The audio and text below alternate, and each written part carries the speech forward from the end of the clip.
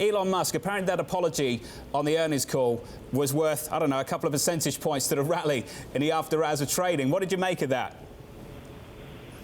Yeah, I mean, I think he's getting a lot of credit from from the analyst community today. But just a few days ago, he took a shot at David Einhorn, who said he's taking a big loss in the Tesla short that he has. And days prior to that, or weeks prior to that, he got somebody kicked off of Seeking Alpha and kicked off of Twitter, someone who had, far less followers than him. So, I think everybody needs to look at this. But I think more importantly, it's like, the bullish analysts are raving about the fact that, or not the fact, but the answer from Tesla that they don't have a Wells notice and that they only burnt $740 million in free cash flow versus expectations of much higher than that. And I just think that if you think about what the company's done, everybody's talking about their cash flow, but they've significantly reduced their expected CapEx spend by billions of dollars this year.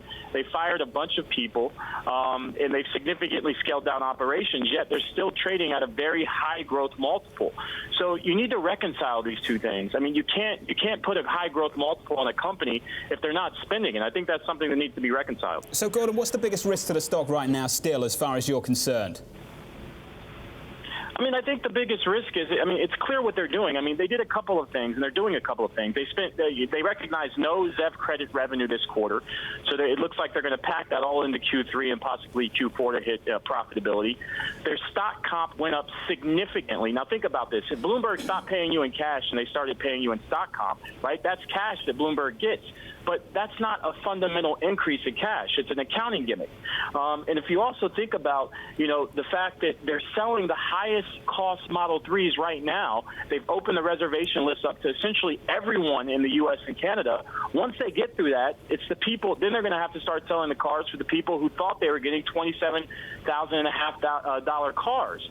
And that's going to be a much lower margin dynamic. So it looks like they're pulling out all the accounting and sales stops to get to profitability in Q3 and Q4. But, next year looks quite dismal in our view. So, Gordon, I'm just trying to understand from your point of view, your conversations with clients at the moment. I think out of all the stocks in the United States, this is probably the most polarizing company, maybe in the US and perhaps the planet as well. 11 buys, 10 holds, 11 sells on a Bloomberg as I look at things at the moment.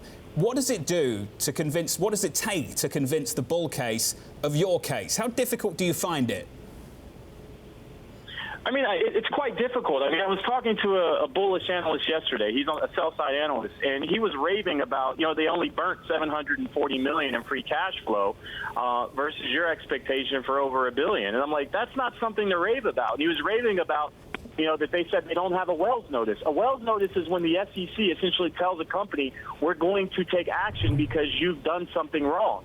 I mean, that's not something you credit a company for. That's something that you breathe a sigh of relief for.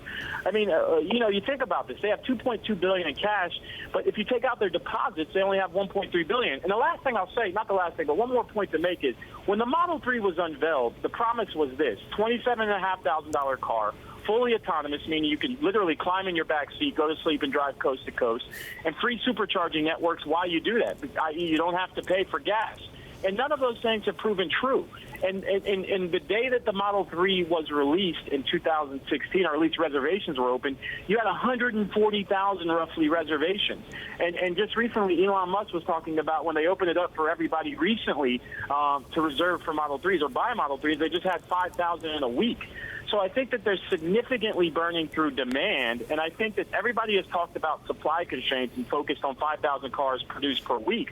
But I think the real problem now is demand constraints. And I think that's really going to emerge in 4Q and 2018. So, Gordon, let me put you on the spot with a final question. We're seeing a bit of a short squeeze, I imagine. The stock is up by about 8.5%. I've asked you how difficult it is to convince the bulls of the bear case. How difficult is it for you to be convinced of the upside risk in the near term? Do you appreciate any upside risk in the near term at all for this stock? I mean, certainly in the stock price, but let me put you on the spot. I mean, would you invest in a company that's burning $750 million a quarter, $740 million a quarter, has never had a free cash flow positive year? This isn't a startup company. They've been around for over 10 years. I mean, it's like people look at the stock price and determine what their view on the company is going to be. That's not what we do. We're analysts. We should look at the numbers. And if you look at the numbers and you forget about Tesla and Elon Musk, this company has significantly underperformed. In fact, we've counted over 102 promises that Elon Musk has made that he's missed, including saying he was going to do $1 billion in his Powerwall and PowerPack business, where that business isn't even doing $300 million in annual revenue. So, I know that the stock is up. I know that there's true believers. Yeah. But we base it on the numbers and the performance. And the performance has been horrible and continues to be horrible.